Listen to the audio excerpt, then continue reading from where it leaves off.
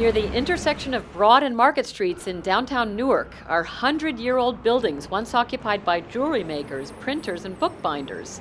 Today, these buildings are forming a new neighborhood of residential development.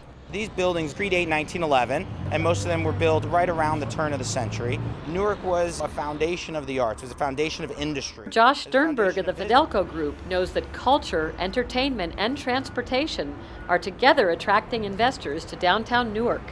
You have the arena, you have a successful NJ-PAC, you have other successful developers, quite frankly, that are investing their time and their equity and their money into revitalizing Newark. If you have Penn Station, proximity to Manhattan, the highway systems, the subway, the light rail, when you put all the pieces together, it really does make logical sense.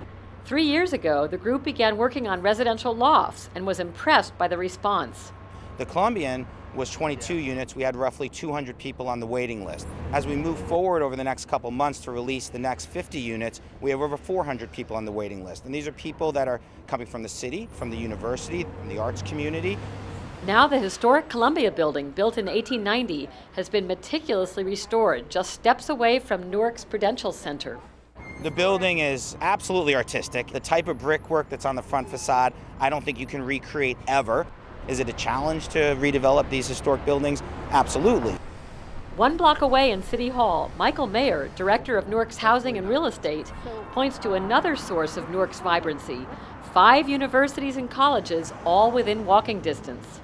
Newark is in fact a college town. It's one of the largest concentrations of academic institutions along the East Coast. There's approximately 50,000 faculty, students, staff, and administrators. This mix of educational and business growth in Newark has increased the pace of development projects. Literally, there's $1 billion worth of development activity currently going on in Newark, and over the next year we expect an additional $2 billion of construction activity to either start or get completed. You can see it in the new headquarters for the Panasonic building right downtown, in a new riverfront park in the Ironbound section, in a new Prudential Center building. Mike's own fascination with cities developed in his home state of New Hampshire. All my life I've been interested in urban areas, urban environments. He sees Newark's growth as part of a broader urban trend in America. People are returning to cities for a connection to environmental sustainability, the desire to get rid of their cars and to walk more. It's a place that takes advantage of all of its diversity and historical heritage.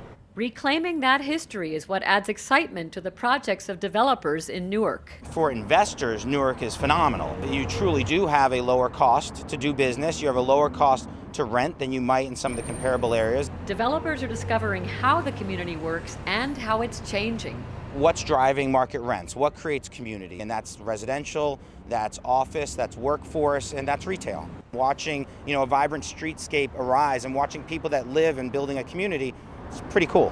Building momentum through historic restoration and residential development in Newark. For NJ Arts News, this is Susan Haig.